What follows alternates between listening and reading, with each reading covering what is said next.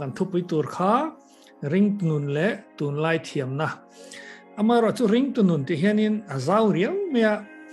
หันสอร์ซิมเด็กที่ไงก็เสียจุ่มขัดไงตัวเรนให้เองที่ช่างยังไงตัวเทียเอ็นนะช่างยังเอ็นเทียนก็เสียกันสอร์ซิมเวดานตัวฮีก็ไงตัวเฮ็ดอีเดียวเห็นหันสอร์ซิมไตละก็เทียริงตุนุนกันเทียขันอีสวาซุยตูเตอโมอีสวาซิร์ตีร์เตdisciple กันที่ไม่นุน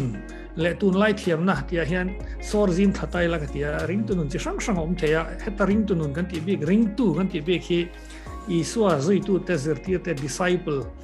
นุนบิ๊กข้าเราเนี่ยตาเซกันที่ส่วนกันเอ็นตัวฮีที่เห็นจิตทุ่มินกันเองอามัสสับระอีสวาซุยตูซิร์ตีร์เตกันที่ส่วนเองเสียงเงินที่ตัวที่เห็นกันเอ็นมัสสับทุกตั้งให้ฮีa Bible biblical contextขันอีโดนตาส่วนอดต่อ history อังลำปังซีซิร์ตีร์มาสาเตขันอันที่ตัวเองที่เงินเราที่ข้ากันเอ็นเลี้ยงส่วนจุ่มจัวซิร์ตีร์เตจังซิร์ตีร์มาสาเตจังกันซิร์ตัวกันพอร์ชัวจัวตุนไล่เทียมนักมังอินเองที่เงี้ยแกนี่เตฮีแกนี่เขาเห็นอีสวาซิร์ตีร์อีสวาซุยตูชัดตักกันนี่เทียงที่ข้ากันไงตัวโดนนี่ Rhyme and reason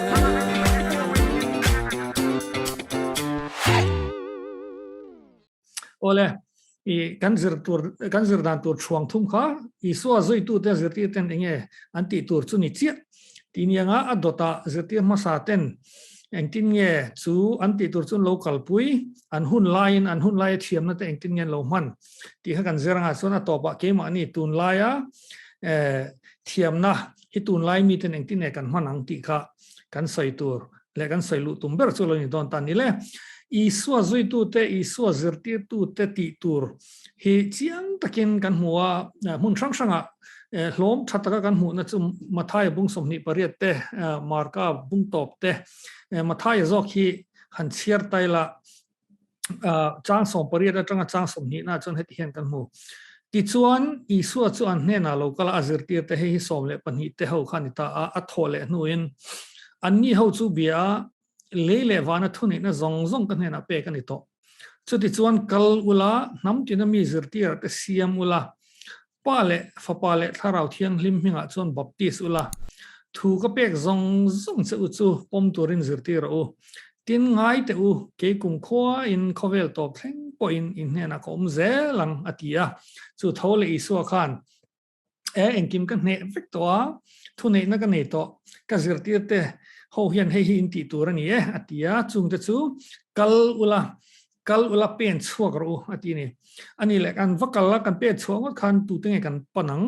อันที่ส่วนน้ำตินเหตุน้ำตินที่ตรงบุลละมาส่วนเอ็ดโนสกรีกตรงอินอันนี้ตาให้ตัวไล่เอ็ดนิกกันที่อังกฤษกันมันวอร์เดวให้มีเราส่วนให้เนี่ยให้ที่เส้นอย่างนี้ซอมปุยเตสอยนะอันนี้รัวลินขันเตียงลายกรีกซิตี้สเตทช่างอมคมเฮาสวยนั้นพวกนั้นมังเวทว่าส่วนว่างี้อังกฤษชวนคอมมูนิตี้กันที่เจียงเฮาที่เส้นซอมปุยเตแค่เราเจียงเฮาที่ฉันเขาเวลามีส่งเนี่ยนะฮันวักกัลอุลาที่ตาวักกัลอุลาเปลี่ยนโชกอุลาส่วนเงี้ยวัดที่ตากันวัดเห็นคันวักก็ไม่ตัวมีนี่เชื่อเราว่าซิร์ตีระว่าเสียมตัวนี่โอ้ซิร์ตีเนี่ยนะฮันมีดังซิร์ตีระเสียมตัว disciple making discipleกันที่ตักไม่ค่ะจู่ตัวไล่กันเชื่อดันเนี่ยแต่เห็นไอ้นังเชื่อเราตัวไล่จนเนี่ย believers ให้โอ้ยอินลันเทที่เสียมกันตุ้มเมื่อเนี่ยไอ้ลันโจขันซิร์โซมที่เขากันไงตัวเลี้ยมเราว่าเองพอจุนี่เสียขัดไล่กันจู่สวยเจ้าวักตลอดเวลาอีสัวซิร์ตีแต่อาจุยตัวนั้นที่ตัวเบอร์เมจู่กัลเป็นชัวมีวักสมลุลำปังเนี่ยเลยวักกัลเชล่าน้ำตินเนี่ยนะอันนี้เราเป็นคอมมูนิตี้ที่ช่างเนี่ยนะวักกัลซิร์ตีระอันมานี่วักเสียมาอีส่วนทูมีเป็กซงวักซิร์ตีร์ค่ะอันนี้ตานี่จู่อีส่วนจุยตัวแต่ที่ตัวจู่อารมณ์นี่ตามาสับเปรินส่วนอัทัวเป็กแต่อามาทอเลสัวทุสวยง่ายทับพักแต่ที่ง่ายทับพักเสียเราอพอสตอลนุ่งกันที่ชินโพลแต่เขาขันอัทุเป็กจวนหันกัลชัวปุยตาอันกัลเงียนเป็นชัวตาจุดที่น้ำ tin te anwa zui na chuan nam tin te anwa kalpo na chuan in zirtur tam tak kan nei ni ama saperin an local to dan hi ngai to lokala khovel zong de tho hi an fan chuak ani tro he ta middle east ram ter te chanchin engamo an boss ber kha thile hala tro masen boss ber thi karon thole a chung chu tir u ti ta a chon an ti ta a khovel zong de tho henin an ron shil chuak ta Mizoram po kumza somnga vel khan ron thlengve ta nge chu chanchin chuan a ro pui rep nia sanghaman tu te nia anua farisai pakhat piang thar lar de pola a oma chu de chu an chuan ber te khan nia eng po chu ni se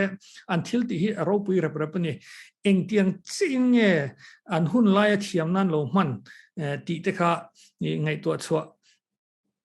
nge tur hin rongot me ni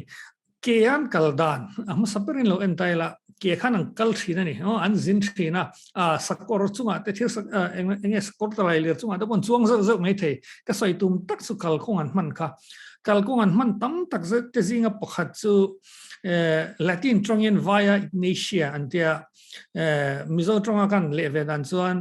Ignatian Trumpui kita the great Ignatian highway antia chuan sum don na lampanga te in Rome sarkar khatia an inzardar se na tura khanin kalkong thalutuk mehi an siama hai tunlai highway siama larle Mizoram atepo khati lai han Rome ho khanin heta Asia ram le Euro ram zom nan khan technology thaber mangin tin an thil mu choro pui ber super highway ni veng chu khang thir lai khanin Europe le Asia ram khan zom pop maya khovela te sot meni khovela mun dar in po ngai lem lo te kha ain kalpo zung ain sum don tona trading kan ti te commerce kan ti te hi thil ro pui lu tu katling ani kalkong pakhat te ni kalkong dang tam tak po ma heng kalkong hini pola zinna te elezerti te zinna hanan lo zo thin mo chu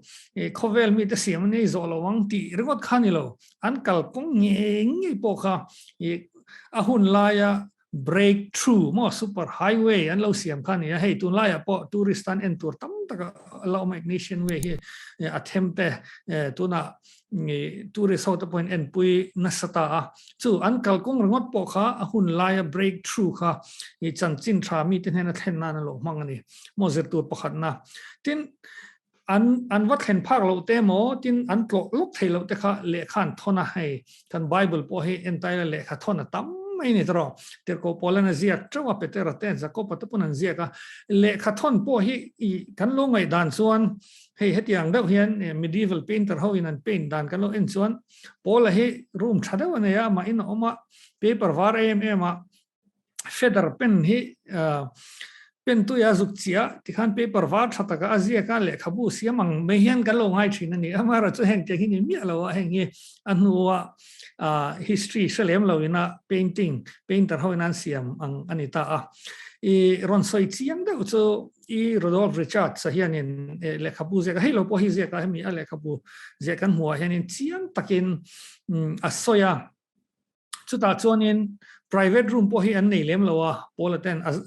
atanin tan ma pheka chuan om noi na kara manla in the chu te ta khan an zia khawa chu wang ne hei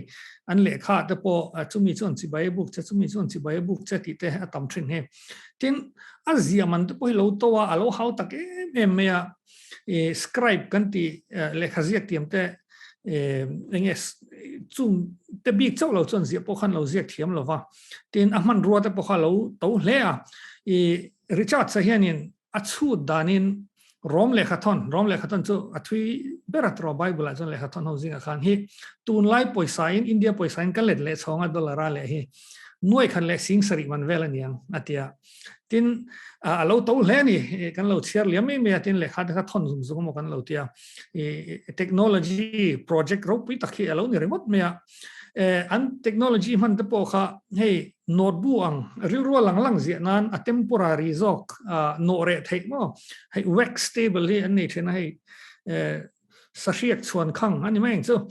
khang khanin rem khan tin an khera azia na tur a pen khan mo a pencil to poti taila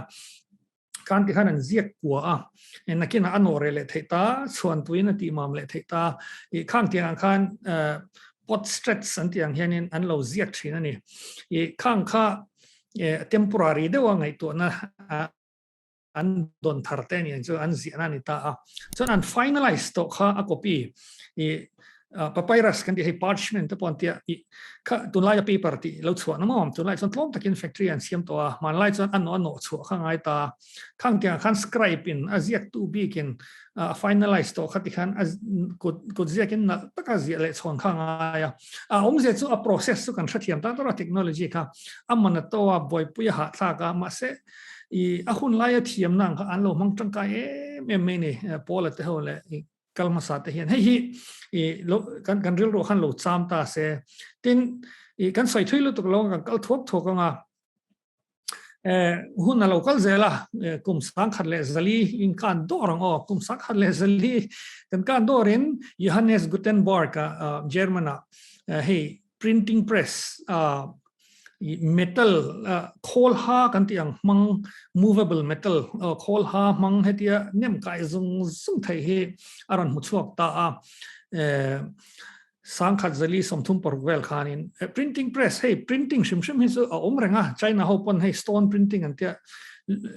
lunga hianin tian an zia du khan kherta kha paper a hian pen lekha tu in ti khan an lo nem kai ve ma se khami stone carving kha hau taka tin I thil mi zong ti thei pokhan lo hau tak em ma tin lekha bu cha tak kha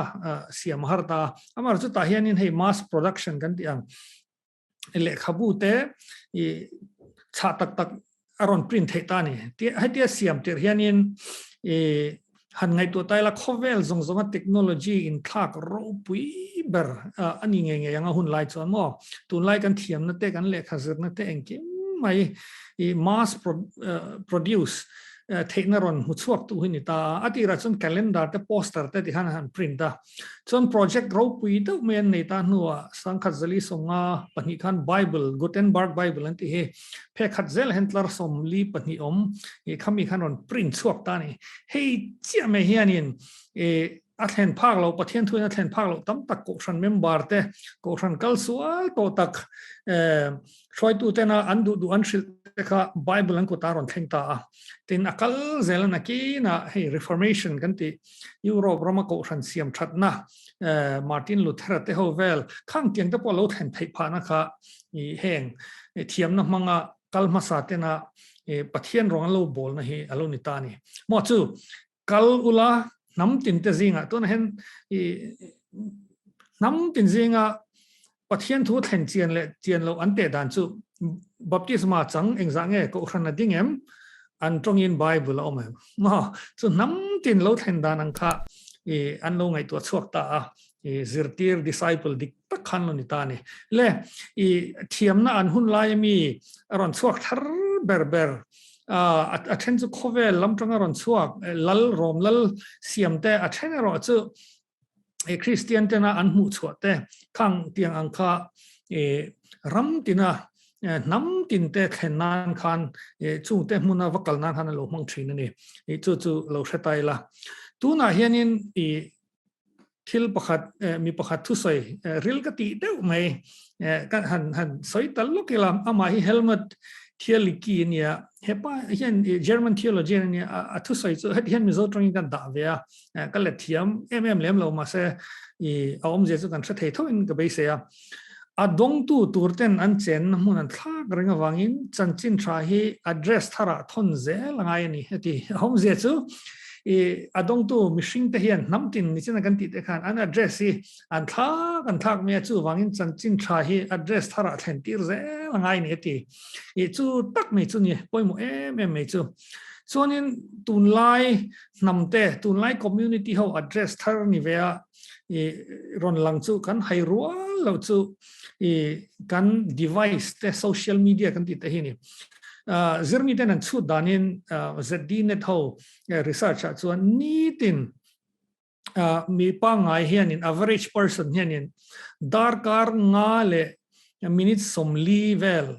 phone khoi nan an mang an tiani mo chu an address an thak cheng ro heta biak inan hun man ne han te taila Sunday le Monday mo thalai te Inkhawm ta se Zarkawt khatvel ve kar khata Zarkawt ni tin Zarkawt nga le ti omna anlo ne ya tin social media mang zong zong hi billion thum kan ni do ne tun kum to pa hen an ki boka Tunlai namte address thak hi poimo de mai ni engting ye ma kan la kan ti ngai tu tham ta kan ni a ma khan local masaten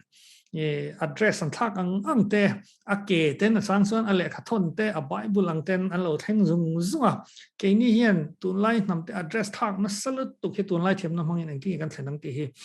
ngai tu tur kha alo ni ta me ma tin a pol le a ko thana kan ngai tu tur chu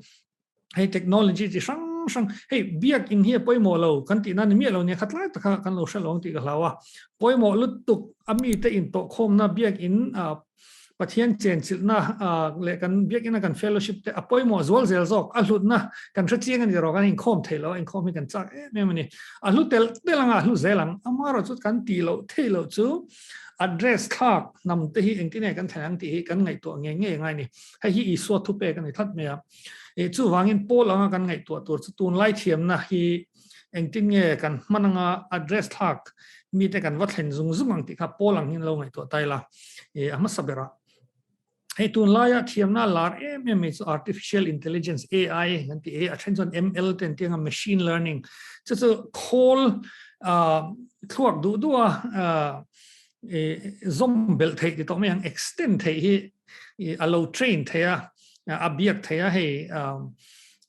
voice activated AI hote mo hey Siri kan ti te iPhone hong kan shena tian khan ti sang bane Amazon Echo te chu light on nan ten manga I khan voice activated te lo oma tin engen ni kan duang tur lo shethe call te han lo train to ke ni company po hen AI kan hong na sa tuna point AI project ka hoten en hian pani khatvel chu kan nei ve eng po chu ni se AI te hi kan hlau ringot mai ni ko ran hian amak angrang tin eng tin moni quality ina nunan ni theina man ro niang tiangai pola do pol te hin lo omani Christian fing pui apo amara chu hei kan lu chiling kan han khoi chil ve de leka ka shavia ve ka tin ani mi aloin amara chu ka it chu AI hi chanchin thashel ti ri ka cha ka ni train ni la ril ru ha te ina du hanan biak thei tu Bible thu thatak tak lo chang turin han train ni la thei ve ka ni rule based na siam the mom tin ko than tin me hian AI nei se 24/7 hian in biak thei te hanan om ta se mo hei engamo call center kan call chuan phone in milo changa du min me tira office in hongreng to meni chu tiang chang ko ran hian in biak in khar ngai lo biak in te hi AI mang te hen siam tai la ti terel waron lu ani engpo chu ni se kan tui dan te in chen longa cham vial lo vela khovel Thiamna eng ang po ni se ignition highway ni mo printing press ni mo AI ni mo heng hi chanchin thashil nan le ko ran tan hian I so thu pek zom nan man thei vek ani ti ka zurul ro lo om ta se tin mimal ngai to tur bik hey kan kuta cell phone kan keng thak metro attention hey tu na zoom ke po hen ka kenga tu na zoom ron lu nan po hen kan mangang I kuta cell phone ken kha ni a powerful zia thilaki thei zia ka shil lak du cha chu kan sai du dan chu hey Apollo mission khan lon na athuak pui puber Apollo guidance computer anti lo shwai equal to satellite shwai equal to kha RAM kha ni hey megabyte ti te gigabyte ti chu sai lo watt hey thumal ang he sang ti le somli le pare chaw leng ani RAM khan mo chu ti chuan Apollo guidance computer khan Apollo kha tha lon pui thau ni iken lai cell phone kha allet million khatin khatvelin athiam ten chu dan angin an chu dan in a powerful zok ani thilati thei zok tin hansele taila 1985 lok hey thentan chon mani lok thentan chon ma lai to pon me thei super computer NASA hawina ansiam Cray 2 kha a configuration le tu na cell phone man lai Android ni mangamo iPhone mo atlang lo tak ngen te taila tu na ithil ken cell phone kha allet sang khatvelin a powerful zok chuan na kan thotir hian mo laptop kan dong ve a ตีไล่ข้านี่มิโซแล็ปท็อปเนี่ยท่านเลี้ยงของเมียสังหิปขัดสังหิปลีอันเนี้ยจน2001 model Lenovo satellite ที่เคซีเรียดที่นี่ให้เดียก้าจะให้ก็ได้อันนี้มันสวยเสียแล้วริดเลยตุกจนชุดตาจวนนี้RAM ค่ะ 128 MB อันเนี้ยตัวน่ะกันเซลโฟนมันตามปุยให้อัลเลตส่งปังอินอัดสักโจกันนี่จู่หันไงตัวละมีนะฐานหล่นปุยเตมีนะให้เครตูซูเปอร์คอมพิวเตอร์พอให้นาซา satellite ช่วยกวนนัสลตุกทิลลันสู้นัสลตุกทีนมานี้ล็อก2004เวลาแกงี้นัทอเตระ business run นั่นนะ laptop มินเป็กข้างเตียงซองไอคอนอีเซลโฟนค่ะอันเล็ดตั้มตะกิน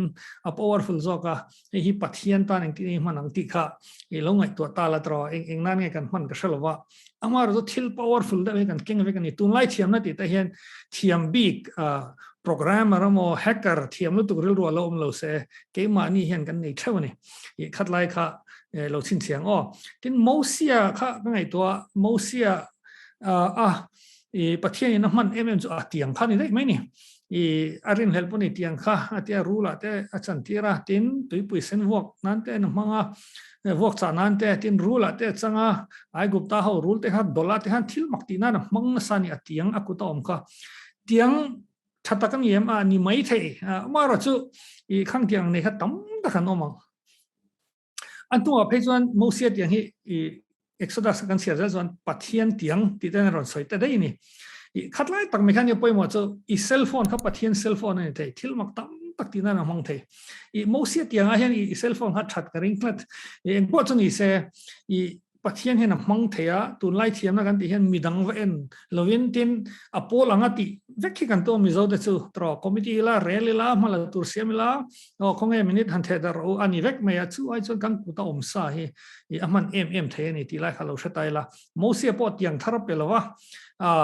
เตียงที่รัสเซียมวันนั้นจังรอนตลาปอมังบิกเราอันนี้สาขานี่ไม่นี่มันนี่ขัดไล่ค่ะเราเชียงกลางไตละเล่กัน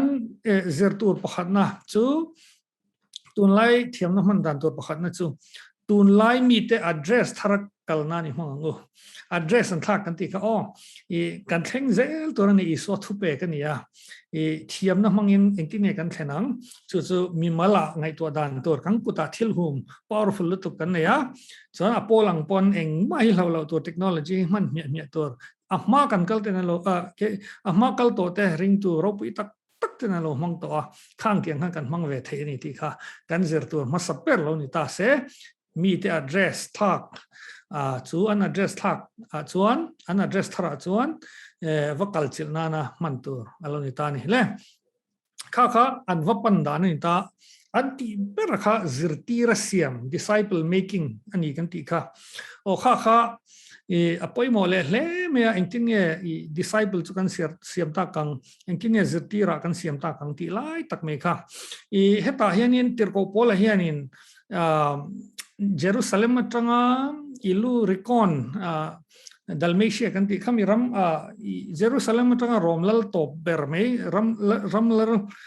more thing me kha chanchin tha kan shil kim ta vek maya pathiani min mang nasal tu katiaปัจจัยมันเทียถ้าเราเที่ยงที่ทิลตีเทนเนี่ยร้อนบอลนั่นอันทิลตีปนีสอยให้ไปหมกคบไม่อามาสาส่วนทุสอยอันเดียอดอดเละส่วนทิลตีอินทุสอยและทิลตีข้างกบตานี่จู่นี่ไปหมกคบไม่ตรอทุสอยอันเดียแห่งยินอันสอยให้อัตโอยจงยินทุสอยตัวริงตัวแห่งกันไงมาจันจินชับเบอร์กันก็ละชานนะชับเบอร์กันก็บอกกันนี่อันนี้พวกเขาชาร์ชิสตีได้เชียร์ละจินให้เดี๋ยวก็ได้ทิลตีบูอเมริกาตัวไปเชียร์ละเจียงไม่จู่มิชิงเตโซนะชานนะชับเบอร์แต่จินจันจินนั่นเชียร์ตัวชับเบอร์อีสัวข้าเมเซียเราเนี่ยตีเตประเทศมิงเชียร์เราข้าตัวน่ะrelationship นี่คุยไทยน่ะเราตัวตีเต้นเรื่องเรามีเต้นให้นั่นสอยจันจินชับเบอร์เละชานนะชับเบอร์ขันนี่เจลนี่มักจู่ขัดอีไล่คนขันดริกเขาฟินนะวอร์ตอเพนไลมั่วรอมสิไปเขาจักนะวอร์ตอเพนไลจุดสักขวานะตุรุลุตุกประเทศพวกเขาอันมานี่นำปนอาหารเววักระวังง่ายขบว่าสักขวานะกัลนัสจุดสักขวานะข้างเตียงซงค่ะ lain thil chak tak force lian pui pathumina be lain Christian te sangamantu te Pharisai piang thar pakhat eng ina chun thluk te khang ho ina I anlal ber I swat hun zom khan I alwa lan vekani chu I nakina pe chon romlal ram kha an official religion kha Christian aloni ta ni I a ro pui ni a chan bulpui ber mai chu an thil ken an thuk pe na kha an thu soi kha chanchin thaber le chana thaber ani zel wang ni au khat lai hang kan chiang tro Tunlai hianin boina le zona tam takom hei nun ruak kan tiang te nun ruak hin tamani I tin enge ka dam chan khoi tring nge ka local khoi ka kal don tiang chi zo na te ma lai philosopher ho zo nang ti khan la zot zela tin tu lai chon hei equality equity ti te input plan na ti te tin real sel na ti te zo na tam ta ko ma tin tu lai kan don ve nem kan rong bol na te po sexuality chung chang te gender racism atam mi chi sang sang henga hianin Christian na hian chana ala nei thaber zela ni tin chana thaber kan nei ba ka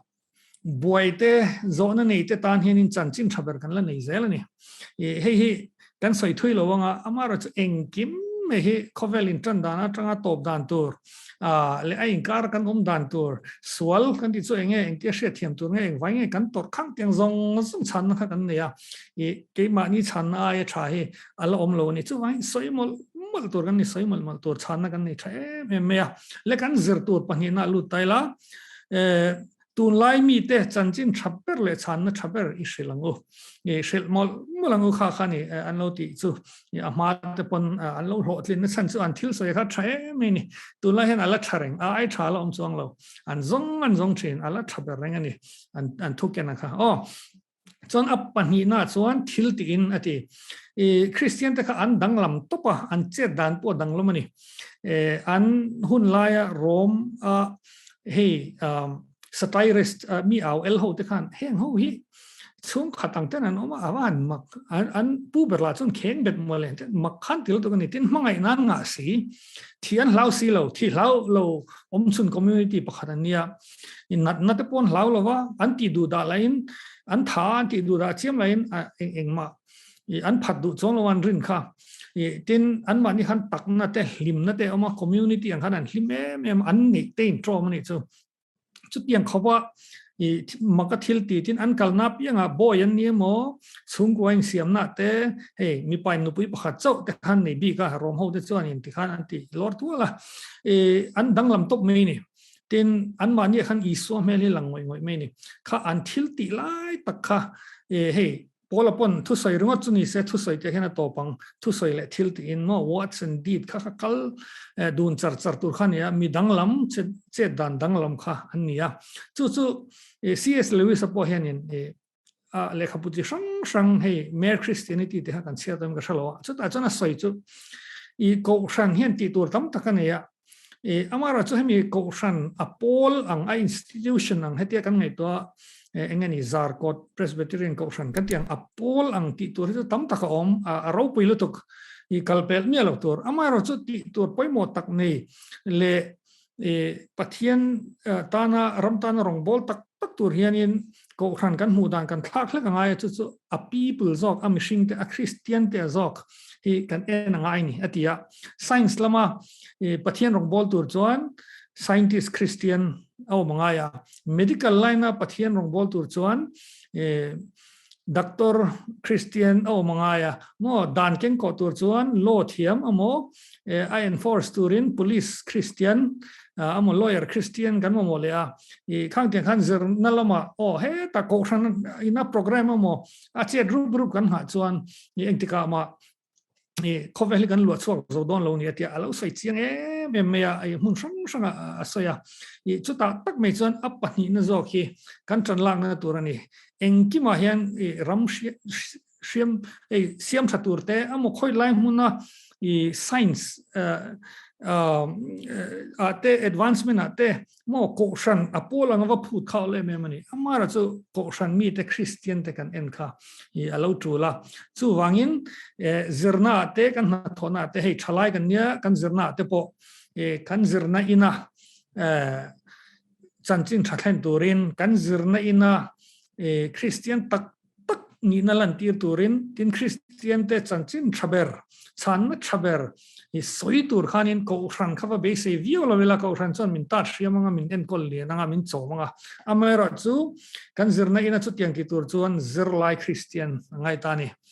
ten he ta damlo boy pui tur khan ko ran program le tran puina ringot kan base chuan tam takati turan ko ran chuan apol a institution khan amara chu doctor amo mi khongai thei ta Christian mo doctor Christian mo khang ti khan kan ngai to zel khangai ta ni le na sang kan thoko mo zerna sang taka kan kalamo aniam aponi thei mishing te ngai chu engma omjeni tak tak lawa pathianin engma ti tur chu min davek me zerna zer tur engmo zer turte engmo na thok turte in khata khan Christian dik tak tamangai tani iswa thupe hemi discipling tak tak ti tur chuan i omna khan entinan sumdong ni chuan Christian sumdong ning che i Christian dik tak customer tele sumdon pui te khan muro se tin heta sang taka minister inin me thei i minister Christian ni rasa poimo tro i khang tiang te kha ko shanin kan ramro relna khanin ava in rolanga Tunlai kan huat corruption kan ti don nge khang kyang zong te kha ko shan i apolang khanin i sunur in mo Zarkawt Presbyterian ko shan in mo ava chingfel don lo a chingfel tu tur chu minister Christian te dan ken ko tu Christian te khan lo ni tani chu tak me chu ni poi mo Christian ni tur om le thei ta haulo me ni tin ati tur chu ke mani kan ni ta Christian kan ti te ko shan kan ti te yan institution oma ami puite mishing te Christian te kan omani ti kha lo chiang le tai la thome le i kan zir chhuatur pathumna Tunlai Thiamna kan zirna hmuna le Tunlai Thiamna hmanga na kan thona hmuna Christian dik tak ni ro hei a powerful me mani okay heta henkalo tang venge hetlai bial te hi ka bial lo ni se hetlai mi te hi kapulpit a thu soi ngai thatu te lo ni ro se i pulpit kha thingpu in pa poni thei lunch e pa poni thei i pulpit kha classroom chung poni thei khamia khan Christian dik tak ro se i thil ti in le thu soya kha lan tir tu tur i lo ni thei ta ni chon an huwa hian hemi mathaya kan zirbi ka hian thil poi model soi ne ya kan zir kan mi lo tur pale fa pale tharau thiang him hinga chon baptist ula ti soya ti hian ni tin ni china tir ko pola pon an rong bol dan a report kan ti lan zuka khanin hetiang deuh tho hi soya ni formula pakhat ka saido ni hei poi mo a zom du piang in rong bol na thil ti thei te on yang apolang pon anianga amingal ang pon i thil ti thei na formula hin rongot rong bol na hei i tir ko da thil ti bible omna chana ka hriat chu khate i suan thu peta i so rong bol na ron chun zom dan zir tir ten mo anon chun zom dan kha anita chu ta tang zon zir tur tam ta ko mani i an rong bol da nga powerful reprepikatia tir ko pola te phechu a romol khoi ringot te han dam top mi ni ten thil mak thengna sabok si tin nichena kan soi greek ho fin na te ai khan an ngai lu ni dik tak chuan rom sipai chakna ai khan chak zok ani tin juda ho sa khona ro puilu tuk pathian kha an bula me khuang lo om khang tiang ai te pokhana ro pui zok ani thil ti kha ama khop me engting nge lo ti big tin hetan rong bol na hi tir ko ta thil ti mi khovela dara Mizo te pon kan lo donga khan i powerful ta khana kala khovel hi lo thak boy ni tin an ho tu pa i suwa kum chiar en khovel kum chiar te polo ni ta tro ADBC ti te tin khovela festival kan lom plan ber po Christmas an ho tu pa birthday te lo ni ta ing wangin and powerful me ma khovel hin lo chwa ka khovel hi kan hriat kan khovel hriat kha an thak vek kan ti chuan formula an ni chuan formula chu hi ni ta ni a hria piang in rong bol na thil ti theian ne nga ti to kha chuan formula chu engki man ti piang in oilo chuan englo kha zerula tir ko de thil ti kha ya chiang em ni le a formula chu engkim anti piang kha pathian ram zauna an ti zela chuan isu Christa mingin an ti zela isu Christa mingin a ayan o zela chuan tharau thiang lim chakna in an tang thin ani tunlai chan tro tu mingin engwai nge rong kan bol zai hlim kan cha ka wang te ani lo pon program hotlin kan cha ka wang te tu mingin nge kan ti ka topic lo hei hi tro a chang chon a ko thran mal ming te tin tharau thiang him partner dan te po hi kan thiam vak to lo a then chuan hei thil mak te po hi om to lo nga ten te khati khanin thil ti thein hei bo vek mai ni thil ti thei tak rong lo bol dan formula chu hei alo ni ta aman chian hi nga em engkim hi pathian ram zau nan mi hring kan leng lo tin pol ming te pol leng lo iso krista ming vekin tin tharau thiang him chak na in kha poimo hle ni le khai khom tai la kan zir bi khi tunlai thiamna le ringtu nun khai khom na chu heti hian alo ni ta ni i soin kalapen chhuak turin min ti a nam tin te thleng turin chuan kan wathen khan zirti ra siam turin so tunlai thiamna hi sumi i swa thupek zom nan chuan thiam taka kan man anga ya i kalma sato ten thiam takan man dan an kalpong te an thil ti te kan en to a i zirtur masaber chu tunlai mi te address thara i wathen chil nan wapan nan man tur ni address thak kan ti kha chana pani na chuan tunlai mi te chanchin travel le chan na travel shilang o zonan sa boinan nga Bible sunga thu hi chana thabera la ni fo ni tena pathum na chuan mi ten kan zerna muna te kan na thona muna te Christian dik tak ke mani amuro se hi powerful mem bokani chana to pura formula kan nei engkim kan ti piang kha pathian ram zau nan iso Krista mingin tharau thiang hlim chak na ringin kan ti chuan i khovel hi